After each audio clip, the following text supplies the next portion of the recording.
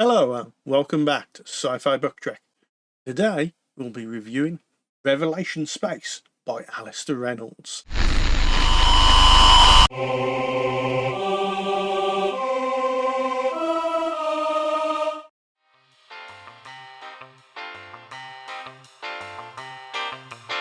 The novel's considered the first of the Revelation Space universe, but it's not the first work actually within the universe that Alastair Reynolds There's a few actually short wrote. stories beforehand, yeah. Mm-hmm. But yeah, also there were 3 books, mostly relatively together. This was written in 2000, next one was 2002, the next one was 2003. However, there is a 4th one which was wrote and published last year, which was 2021. No, it's not last year, 2 years ago. But those are the ones which are connected in this universe. There's another series of 3 books which are connected to themselves in this universe as well. The 3rd one of that comes out this year, and then there's a standalone book in this universe as well. So there's like 8 books in total in this universe, not counting all the short stories. He certainly had a lot of time during lockdown to get some stuff down on paper. Yes. About this book itself, it was published in the year 2000. For reference, on that year, the first crew of the ISS docked and inhabited the International Space Station, and it's been inhabited ever since. Also, this year, PlayStation 2 was launched, if you need to know anything, and also for England, Tate Modern was opened. And also the bridge which goes to Tate Modern was opened, and then promptly closed because it wasn't built right. See, your points of reference are rather artistic and cultural. My points of reference are the Millennium Bug, which was obviously a thing at the time, being Y2K. the turn of Y2K, the turn of the millennium.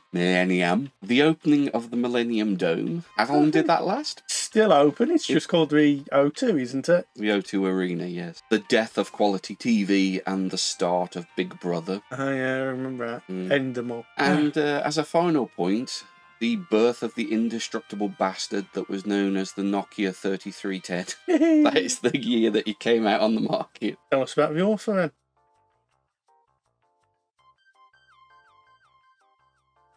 Well, the author, Alastair Reynolds, works for the European Space Agency and holds a PhD in astrophysics. This is the first novel that he did in the Revelation Space universe. Yeah. As you say, he did do many short stories beforehand leading up to this particular work. However, he was a bit worried that he would only get one chance, so he packed a lot of things into this first book. It certainly shows, but that will come later.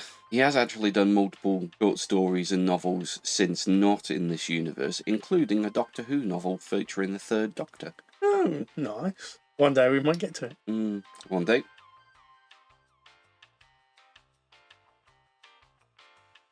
As far as covers, it's a relatively new book, so it is relatively new, being in the turn of the millennium. But even then, you've got to consider that people that were born in the millennium are now 23 years old.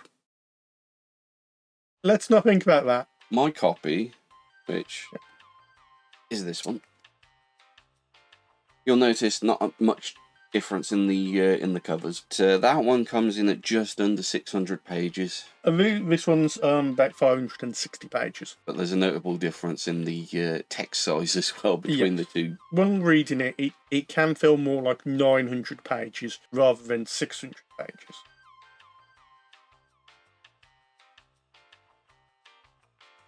Well, let's start off. As far as characters go, I'd say there's 3 major characters. You have Dan Sylvester. You've got the Ultra Volvoya. Although she's not all Ultra, unlike some of the other ship crew.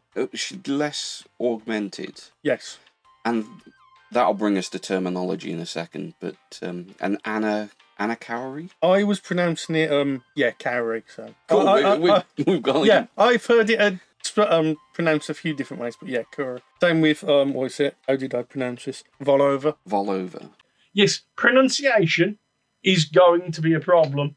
Okay. That's how. Well, I've heard it pronounced different ways as well. Depending where you put the. There is space. It is Russian. Yes. Well, seems to be. Yes, she seems to have Cyrillic Well, she certainly curses in Russian in the book. Yes. Because my Russian's no good. So I've just been reading it as Volvoya. But it That's could fine, be yeah. that the Russian pronunciation would be Volvoya. Yeah. Or... Well, I tried to look up pronunciation. The only references I could find was to this book. Oh, so it's a brand new name. Yeah, I think it's maybe a made-up-y Russian name. It's a Wendy. Mm. This is a Wendy's. But yeah, before we get on to review, just talk about the book itself. It's essentially a big space opera. Mm. That's its main thing. Cyberpunk-esque at times, or like Touches of Yeah. cyberpunk. There's quite a lot of touches of cyberpunk, but also post-collapse society.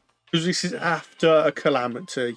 It set people back, and it caused, I would say, shrinking of worlds, but also like humanity in this book seems more like isolated pockets in the void doing their own thing. Yes. Rather than connected. There's no sort of like overarching like federation or something like, for want of a better example. Yeah, there is no... It is just pockets of humanity trying to survive themselves. Yeah, there's no instantaneous communication. Yeah. There is no faster than light travel. Seems Colonies are very much isolated and able to do their own thing.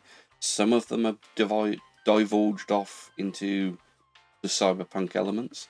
Mm. I know there's at least one colony that's mentioned that, at least for the bit I read, you never see, which is Sky's Edge. Oh yeah, Sky's Edge, yeah. And that seems to be just a world of constant warfare. Yeah. Or at least that's the impression that I got. I was just thinking Halo PvP, just constantly. It's just a giant big Halo PvP match across the world.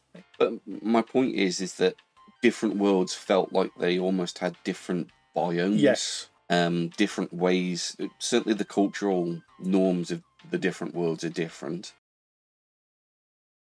There's some different cultures going about, and there's some different, I don't want to say subsects, but different sort of clans of humanity. It's got its own brand of terminology. For instance, the Ultras. Yeah. Their term for the augmented humans. You have Shrouders. You have Jugglers. You have Stoners. Amused me. There's a colony of Stoners. Without getting into too much as spoilers. Essentially, it's just one big space opera, mainly involving three characters that their stories intertwine eventually. You like that sort of thing, it's good. Also, he's very hard sci-fi, and it can be a bit hard going, as, proof. I didn't find the hard sci-fi unappealing. No, what I mean by hard going is it packs a lot of things in there. And when you've read a bit of it, it feels like you've read more than you actually have.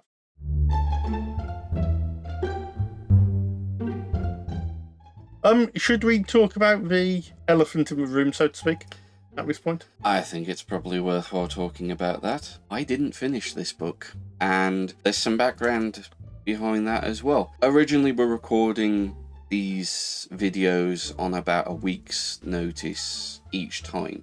But because of the length of this one, we did actually give ourselves 2 weeks to read this through. And after 2 weeks, I still had not gotten that far into it. So in actual fact, this is a delayed video, and we actually had another extra week on top for me to try and finish the book off. And even now, I only got halfway through. No, I don't want to put you on the spot. No. This isn't like, This is a confession video. Feels like you're in the diary room, Big Brother. Oh God, don't. But I mean, that goes with my review of the book, in that I just got trapped. I got trapped in the first part of this book. I got absolutely trapped in reading it. Every time I picked it up, it was so dense, it was so difficult to get through, that I ended up kept putting it down. And the problem is that I was still reading it last night, trying desperately to finish it, and it was finally starting to pick up. For me, at least, It was finally starting to generate some interest. It was a very, very slow start. For me, it was like... There is a tipping point at some point, I will give you. Yeah.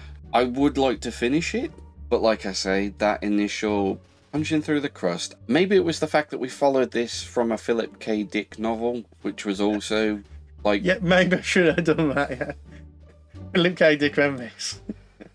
What would you say? You liked it, disliked it, or somewhere in the middle? I think it would be unfair to say that I disliked it, but that initial... I probably would have put this down earlier if it hadn't been for the fact that we were recording. It was starting to get good at the point where I got to. Yeah, okay. Yeah, I mean, for me, personally, I like it. I mean, I've even read the second book. I didn't go on to pick up the third one.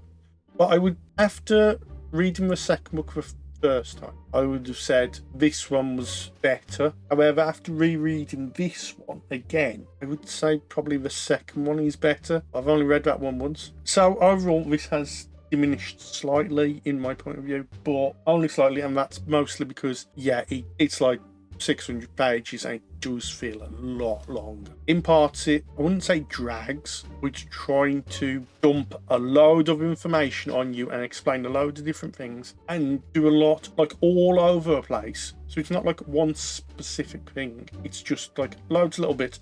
It's all just piled on top of you and you just got to get through it slowly. But yeah, if you like that sort of thing and like space operas, I say it's well worth it. I do like it. It's a fleshed out world, even from the first book. So I recommend it. You're not sure? I couldn't do it. No, that's fair, that's fair. That's not a recommendation, but it's not an outright I did not like it. And there are books that I do not. Yeah, there are books that I don't like. Yeah, it's a DNF, but wish it wasn't a DNF. Oh well. Right then. So, I guess we'll leave the review there, and next week we'll be doing the spoiler talk. At least I will be. I'll be doing as far as I got. So, join us for that if you've read the book. If not, in a fortnight's time, we should have another review. So, bye-bye for now.